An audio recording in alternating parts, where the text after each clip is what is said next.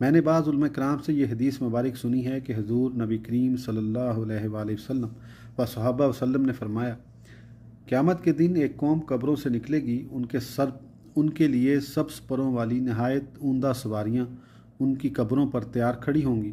वो उन पर सवार हो जाएंगे तो वो उन्हें उड़ाकर मैदान महशर से आगे ले जाएंगे। चुनाचा वो इन सवारियों पर जन्नत की दीवारों तक पहुँच आएंगे। जन्नत की दीवारों पर मुहाफ़िज़ फ़रिश्ते उन्हें देखकर आपस में कहेंगे, ये कौन लोग हैं? बाज़ जवाब देंगे, शायद ये लोग हज़रत मोहम्मद सल्लल्लाहु अलैहि वसल्लम की उम्मत से हैं।